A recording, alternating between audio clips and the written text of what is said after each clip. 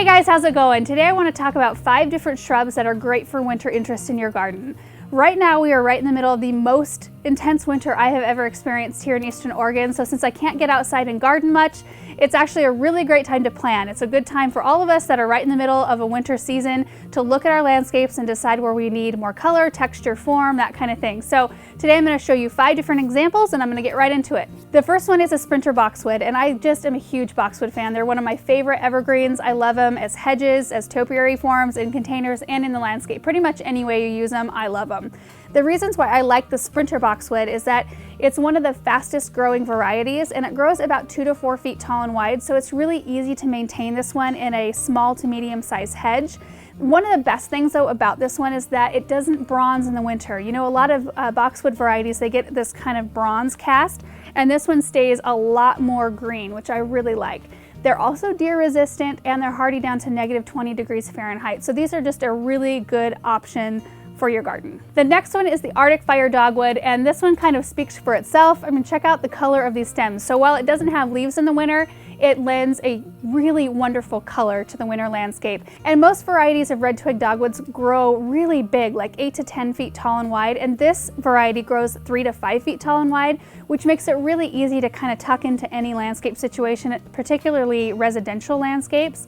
A tip about these ones, they maintain the best color on new wood. So it's a really good idea to go give them a hard prune either every year or every other year. So if you're not using them for coverage, like you're not using them in a hedge situation, or you're not trying to cover a utility box of some kind, you can go out every other year and cut the plant all the way off to the ground, and it'll come back fresh and it'll give you those bright, vibrant stems. But if you are using it as coverage or trying to hide something in the garden, you can go out every year and just cut out 1/3 of the old stems. A couple more things, this one is deer resistant and it's a zone 2, meaning it's hardy down to -50 degrees.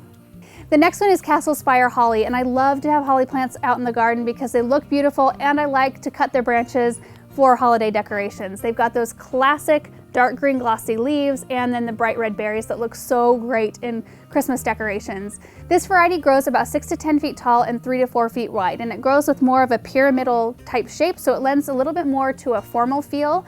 And because it grows only 3 to 4 feet wide, it's really easy to tuck into smaller areas of your landscape.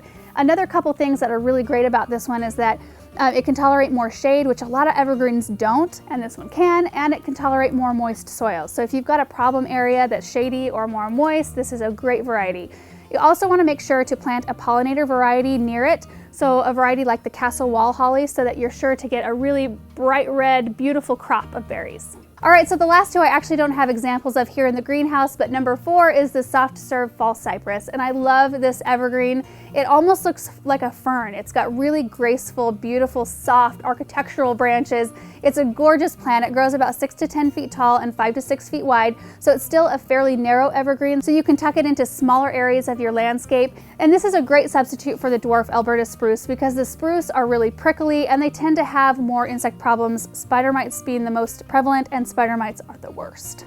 And the last one is the berry Poppins winterberry, and I love to use winterberries in my holiday decorations. Not only do they look gorgeous looking out a window and seeing those bright red berries show up, but cutting branches and using them in wreaths and garlands and things is just, it's so much fun to be able to do that. Traditional winterberry plants grow pretty good size, so 6 to 8 feet tall and wide. So the good thing about berry Poppins is it stays on the smaller side at 3 to 4 feet tall and wide, which makes it really easy to tuck into the landscape so you don't have to dedicate this huge, massive corner of your flower bed. So that's it, you guys. Keep in mind that I garden in a zone 5, and the plants that I showed you today range from zone 2 to zone 9, so they're not suited for really warm tropical climates because they do need a cold dormancy period in order to perform the best. So I really wanted to end this video to show you some great examples of plants that I really like for winter interest, and also I was hoping it would remind you, if you haven't had a chance to go outside and take a good hard look at your landscape, that you might go do that and make notes where you could use color or texture or weight, any of those things, because I know how it is when we go to the garden center in the spring. We get so distracted by everything that's beautiful and blooming that sometimes we forget